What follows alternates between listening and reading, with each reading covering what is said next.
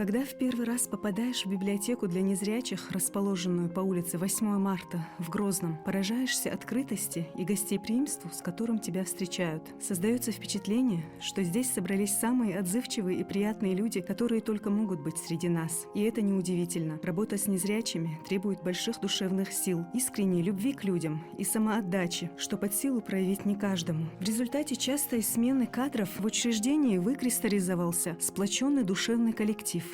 Он как бы формируется годами, и те люди, которые не вливаются в этот коллектив, они здесь не задерживаются. Поэтому, начиная с директора и заканчивая самым последним сотрудником библиотеки, самого младшего состава, да, все мы очень добрые, дружные, всегда любой из них придет на помощь, то есть с пониманием поддержит. Каждый из тех, кто остался здесь работать, это люди с большими сердцами, прошедшие через многое, закаленные жизнью и очень мудрые. Одна из них – Саудан Базаева, ведущий специалист библиотеки. Работаю я в этой библиотеке с 2006 года. Попала я сюда, наш бывший директор проводил здесь конкурс. Я прошла по конкурсу. Нужно было делать мероприятия с незрячими нашими читателями. И я начинала вот с этих мероприятий. Работа мне очень понравилась. Незрячие у нас в то время жили в этом доме, их было очень много. Мы разработали план, и по этому плану делали мероприятия, делали выезды, междики ездили. А по интересам сюда звали людей, которые было для них интересно, там, соцзащиты, или же врачи, или это мне работа, это очень нравилось. Она работает здесь очень давно и сама признается, что несколько раз пыталась сменить сферу деятельности, но всегда возвращалась, так как сердце ей подсказывало, что именно здесь ее истинное призвание и место, где она должна быть. Нет, так как я училась в нефтяном институте, специальность у меня была механик нефтезаводской аппаратуры, но по специальности мне так и не удалось долго проработать. Я года 3, правда, работала на заводе. Я меняла несколько профессий, в разных местах работала. В 2006 году после войны попала в библиотеку, и это оказалось моей судьбой. Я несколько раз увольнялась с этой работы, так как мне казалось, что где-то в другом месте я получу более, будет лучше. Или меня переманивали, бывало такое, давай к нам, там у нас так интересно, хорошо. Но я все равно периодически возвращалась в библиотеку, и я поняла, что это мое. Все, кто так или иначе столкнулся с этой интересной женщиной, отзываются о ней с большой теплотой и искренне ей восхищаются. Саудан я знаю с 2000 года. Это очень прекрасный человек, талантливый, добрый, порядочный. Ее очень сильно любят дети. Благодаря ей у нас детская комната есть, где она занимается с детишками. Они очень ее сильно любят. Да и мы сами, весь коллектив ее обожает. Это как наше солнышко в нашей библиотеке. Без нее вообще, кажется, немыслима эта наша библиотека без нее. Потому что она и мероприятие, где бы она ни была, она очень веселый, отзывчивый, добрый, порядочный человек. С этой стороны мы все очень ее любим и очень уважаем. Вы, наверное, видели ее подделки, сколько тут, даже когда приходят читатели, они восхищаются ее работой. Там далеко ходить не надо. На наших лебедей, вы же видите на абонементе, вот они наши. Они сделаны просто из обыкновенной бумаги, из этой обыкновенной бумаги Белоснежки делается. И она ее в течение недели это все, представляете, сколько она вложила туда труда. И она, про нее можем рассказывать очень много. Она очень много знает литературы, она знает очень много шуток, песен. Вообще она у нас, как можно сказать, и солнышко, и веселая, озорная у нас вообще. Благодаря ей у нас атмосфера теплая, веселая, светлая. Она вообще такой человек, очень светлый, можно сказать. Без нее, без Саудан, здесь вообще, кажется, библиотека не без библиотека. Дети ее очень любят, читатели сильно спрашивают. Да и вообще она очень сильно талантливый, добрый человек. Библиотека инклюзивна и открыта не только для людей с ограниченными возможностями, а для всех желающих ее посетить. Я Саудан знаю с первых дней. Как я пришла в эту библиотеку, она работала здесь. Она очень светлый человек сама по себе. Кто бы ни пришел, вот когда приходят читатели, первым делом заходят на абонемент. Мы их встречаем, мы их обслуживаем, говорим, какие книги нужны. Но первым делом, что люди говорят: «А Саудан сегодня работает у вас?» Сразу спрашивают. Саудан имеет подход у нее ко всем, и детям, и взрослым, без разницы. Кто бы ни пришел, все спрашивают Саудан. Она умеет к себе расположить людей. Очень общительный человек, очень жизнерадостный, очень талантливый человек. Потому что ни одно мероприятие без ее участия не проходит, потому что все эти подделки к мероприятию обычно прилагаются и книги, и информация. Но первым делом Саудан нам всегда помогает и участием, и своими подделками. Внутри Саудан находится большой магнит. Она притягивает всех и каждого, зрячих и незрячих, взрослых и детей, сослуживцев и даже тех, кто случайно оказался в стенах этого учреждения. Знаю Саудан. Она как человек очень добрый, отзывчивый, приятный, очень скромная, добрая, отзывчивая, порядочная. Дает нам советы в работе, всегда нас выручает, помогает нам во всем. Саудан здесь работает в этой библиотеке очень давно. Она еще работала здесь, когда меня тут не было. Поэтому Саудан — это один из бриллиантов этой библиотеки. Это человек очень креативный. То есть всегда у нее есть какие-то идеи, всегда в поисках чего-то нового. И это новое должно быть у нее адаптировано под незрячих. Вот. С детьми умеет работать, это безусловно. Это вам, вот, если бы сейчас были здесь дети, как они подтвердили бы. Ее по сегодняшний день с интерната дети тоже, она раньше там работала, и, с ними работала. И по сегодняшний день и они спрашивают про нее. Мероприятия она ведет. Мы вот сейчас с ней записываем аудиокнигу. То есть очень всесторонний такой развитый человек, очень начитанный, грамотный. Всегда умеет выслушать, дать совет, так как она уже женщина с опытом, да, жизненный опыт за плечами имеет, поэтому всегда может и молодым и совет дать, и помочь, и все это, скажем так, безвозмездно, и всегда она рада помочь, чем может, всегда поможет. Она заражает всех своей креативностью, позитивом, оптимизмом и задором. Вокруг этой женщины все расцветает и наполняется смыслом. Дай Аллах каждому такую мать. Всю жизнь с нами замечательная мама, молодая женщина. В плане творчества она, сколько себя помню, была творческим человеком. Она любые вещи, касающиеся каких-то бытовых моментов в доме, пыталась решать через творчество. У нее был всегда творческий подход ко всему. Истоки ее творчества берут свое начало из раннего детства. Именно в эту безоблачную пору начали ярко проявляться наблюдательность и любознательность Саудан. Вообще я очень поздно начала этим заниматься. И я пытаюсь сама анализировать, почему, откуда. Вот мне все время хочется что-то делать. Даже вот я прошу, если у вас какая-то выставка будет, скажите мне, я вот что-то сделаю к выставке, какую-то поделку сделаю. Потом я вспоминаю свое детство. Я могла часами рассматривать какие-то цветочки. Я знала все названия деревьев. Я любила что-то рисовать. Хотя я не скажу, что у меня огромные способности к рисованию, но даже это будет, наверное, не очень хорошо. Даже сидя на уроках, у меня последние листочки на тетрадях всегда были изрисованы. Вот, возможно, это от этого, но не конкретно, чтобы вот так вот чем-то заниматься, это у меня намного позже пришло. Ну, я рада этому, потому что это заполняет твою душу, это пространство у тебя внутри бывает заполнено, и это очень важно.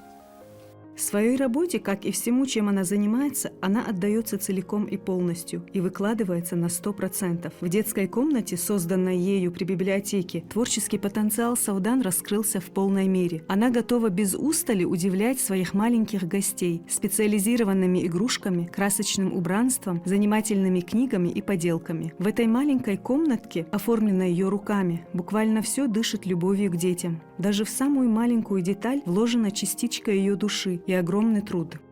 Вот у нас тактильные книги, которые я сделала для слепых и слабовидящих детей. Кроме того, эти книги подходят к обычным детям.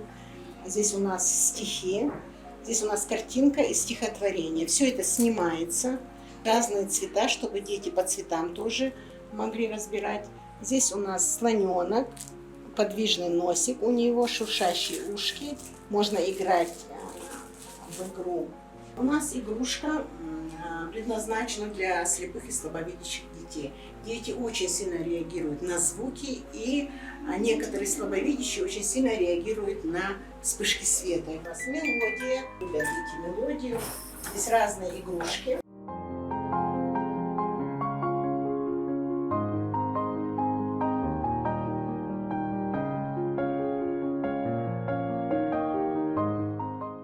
Это у нас сенсорная труба. У нас здесь меняются цвета. Незрячие дети прям обнимают эту трубу, и они чувствуют вибрации этой трубы. Здесь у нас картинки. С этой картинкой мы работаем с детскими садами. Все персонажи у нас двигаются. Мы разрешаем им тоже рассказывать. Тут тоже у нас сказка «Колобок». Мы недавно приобрели мольберты. На них дети у нас рисуют, но мы дальше планируем поставить их у нас в фойе, и придут к нам в библиотеку родители с детьми. Пока родители выбирают книги, у нас дети будут рисовать. Кроме того, мы хотим, чтобы рисование было пальчиковое. Мы будем сейчас приобретать краски, которые дети могут безопасно окунать в них пальцы и рисовать пальчиками. Дом Совдан напоминает выставочную галерею. Под ее работы выделено множество полок. Здесь ее тоже поддерживают во всем, а сыновья перенимают творческие навыки. Всю нашу жизнь творчество было вокруг нас. Мы пытались максимально взаимодействовать с ним. Мы тоже из-за того, что наша мама часто занималась творчеством, не могли это от нее понемногу не перенимать, поэтому с детства занимались разными творческими также делами, занимались рисованием, частично занимались музыкой. На данный момент это также повлияло на то, кем я работаю сейчас. Также занимаюсь творческой работой в отделе контента. Также это повлияло и на моего брата, который тоже, можно сказать, занимается творческой деятельностью. С появлением Совдан в этом учреждении отсюда ушли сухость и чопорность. Все, к чему она прикасается, становится прекрасным. Безграничная фантазия и необычные идеи наполнили помещение уютом и яркостью. Я думаю, если бы я в библиотеку не попала, вряд ли бы я этим занялась. Потому что вообще желание женское всегда как-то что-то украсить, сделать вид такой более красивый, оно привело к тому, что я пыталась украсить выставки, украсить, вот все время давайте вот это сделаем. Или же я находила что-то в интернете интересное, мне всегда хотелось это в жизнь воплотить и именно в библиотеке это сделать.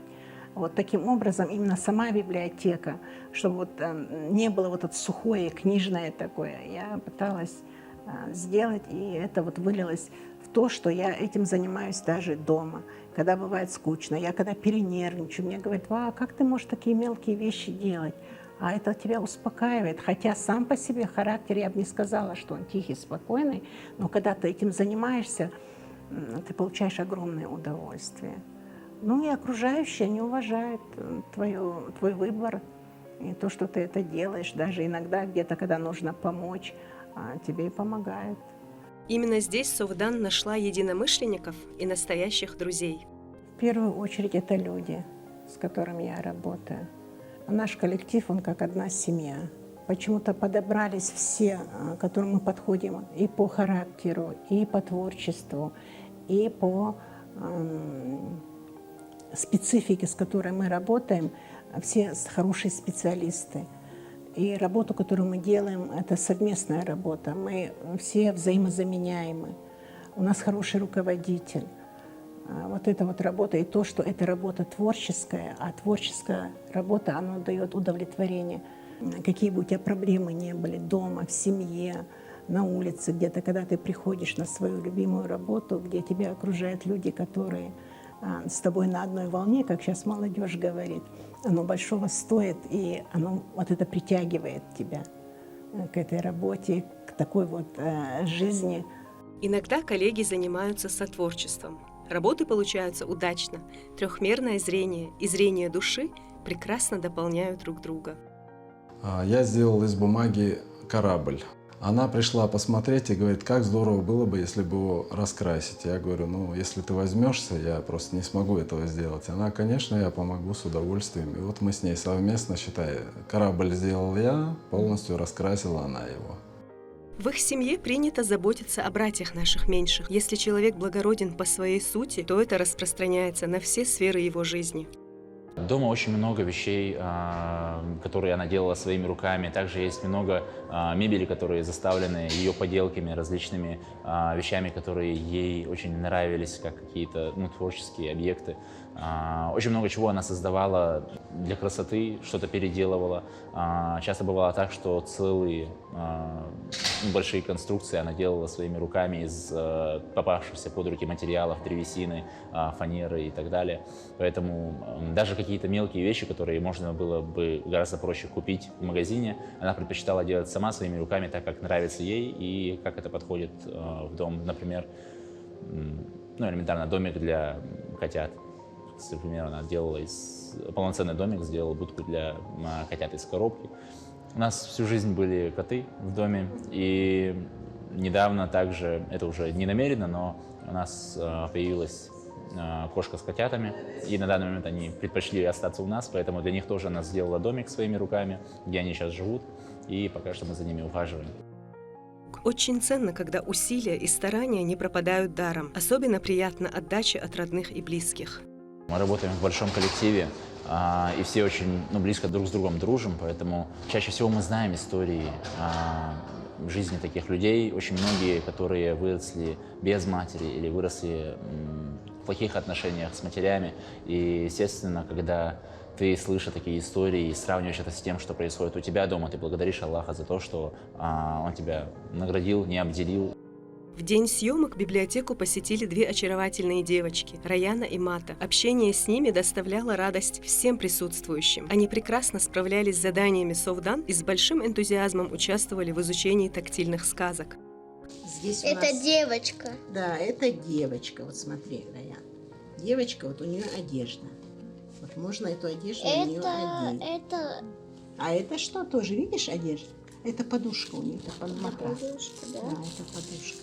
Это вот сняли Да. и урабы, да. А это вон платьюшко. Одень, Има. Платье одень на нее. Одень платье. Вот. Вот, Так. это звездочка. Вот, нет, вот сюда. Так. И здесь у нас тоже дерево. Вот бабочка. Она тоже снимается. Смотри, на. Можешь прилепить, куда ее хочешь. Все, прилепили. И рыбка такая же, как там, только маленькая. Раяна Амаева учится в 3 классе. Зрение у нее стало ухудшаться с 4 лет из-за отслойки сетчатки. Девочка очень добрая и отзывчивая. Она любит петь и танцевать. В библиотеку приходит часто и с большим удовольствием. В этот день она была немного смущена из-за большого внимания людей и камеры. Волк, посмотрите, какой волк. Страшненький такой. Хвостик, видишь, двигается хвостик у него. Здесь вот хвостик. Смотри, вот он хвостик. Видишь, он двигается туда-сюда. Хвостик. И вот он колобок. Прибежал колобок к волку, да? Ну, вот, прибежал. А дальше кто у нас? Это кто? И дальше... Раян, кто это? Это Медведь. медведь. Медведь, да, огромный такой медведь. Колобок бежал и прибежал к медведю, да? Дальше кто у нас будет? Самая хитрая на свете кто? Лиса. Лиса. Это что? Хвостик. Хвостик у Хвостик. лисы двигается, да? Зато Мата чувствовала себя легко и непринужденно. В библиотеку она пришла в первый раз и вела себя очень уверенно. Ей, напротив, внимание нравилось. Колобок решил сбежать. Зайчик. Да, по дорожке бежит. И вот кого он встретил? Зайчика. Зайчика. Потрогай зайчика. Мягкий, да, зайчик? И колобок вот так вот прибежал к зайчику. Халатса. Да. Зайчику. Колобок. Оставляю арию раскоматас. Я тебя съем. Я Да? тебя съем. Да, Олок, я тебя съем. Совдан считает, что у незрячих людей можно многому научиться, позаимствовать их черты и качества. Если взять незрячих, они очень отзывчивые. Любое, что ты сделаешь, они очень благодарны. И работа с ними доставляет огромное удовольствие. Они вообще примером твоей жизни могут быть, они мотивируют тебя на эту жизнь, потому что наши незрячие читатели, они разносторонне развитые, у них очень много дел, которые даже зрячие люди не всегда делают. Если в вашей жизни есть занятие, которым вы могли бы заниматься даже бесплатно, это и есть ваше призвание. Саудан нашла дело своей жизни, и каждому из нас тоже советует его найти. Очень часто сталкиваешься, что когда человек, возраст становится выше, и человек не знает, чем заняться. Ну, что мы можем сделать? Приглядываем там за хозяйством. А оказывается, я сейчас советую моего возраста, кто старше, найдите себе дело, которое вы любите.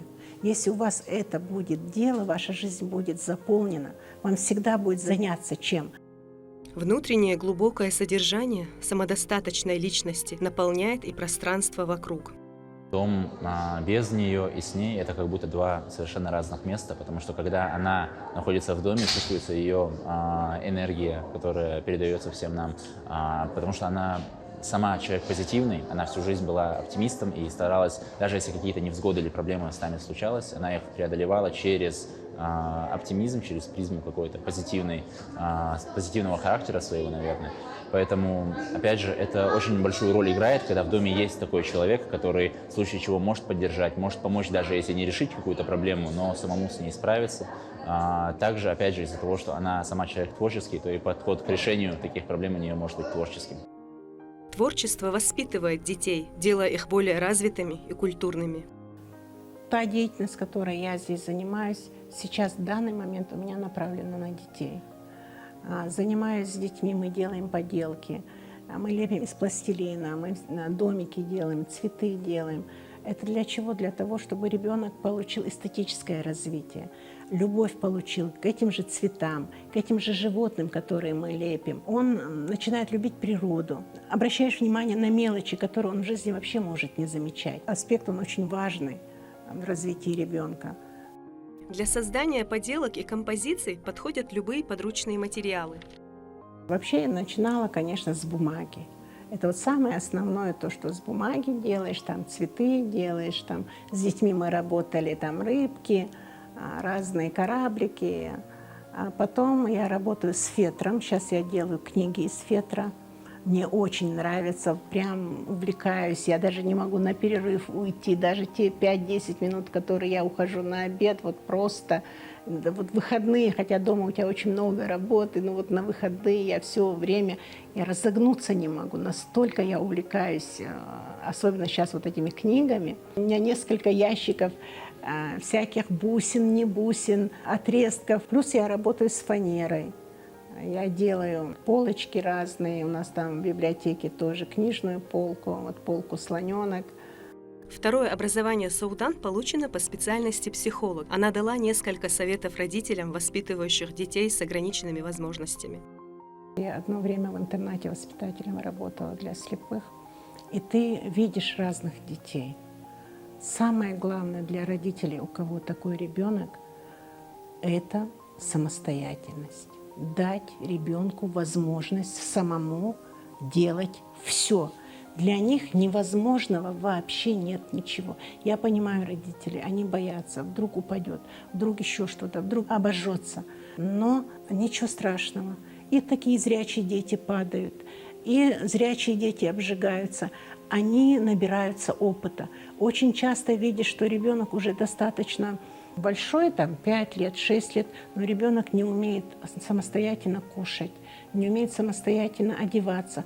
А есть дети, которые в этом возрасте, мало того, что они все это умеют делать, они еще не разрешают тебе помогать. Особенно незрячий ребенок, ему нужно все потрогать. Иногда есть дети, которые хотят облизнуть, хотят пробовать языком. Это ничего страшного в этом нет. Он таким образом ощущает этот мир. Мне кажется, что родители дают мало самостоятельности таким детям. Они стараются сами сделать за них все, а пусть сами делают. Сотрудница Саудан Мадина внесла яркую лепту в рассказ об этой замечательной женщине. Саудан я давно знаю. Она очень веселая, хорошая женщина. и очень творческая. Она любит работать, очень терпеливая в своей работе, делает поделки очень тщательно, долго. Я иногда тоже спрашиваю у нее, как у тебя терпения хватает вот так все делать. Она говорит, что ей нравится очень. Она вот этим любит заниматься. Она вот книгу сделала такую для незрячих, и по Брайлю она написала вот колобок, там название книги по точкам. Не написала, а как сделала она, как поделку составила, да. Соудан Базаева фамилию и имя напишу сейчас.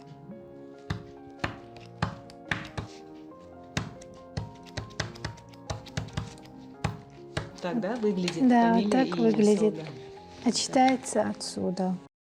Да, зрение трехмерно. Я это знаю, но четвертое, наверное, нам все-таки дано. Ведь в каждом нашем часе, как жизнь не вороши, у нас еще в запасе есть зрение души. И если суть подспудна, и ночь темным темна, глазам бывает трудно, но есть душа, она светло и достоверно пройдет любую глушь, а зрение трехмерно лишь для незрячих.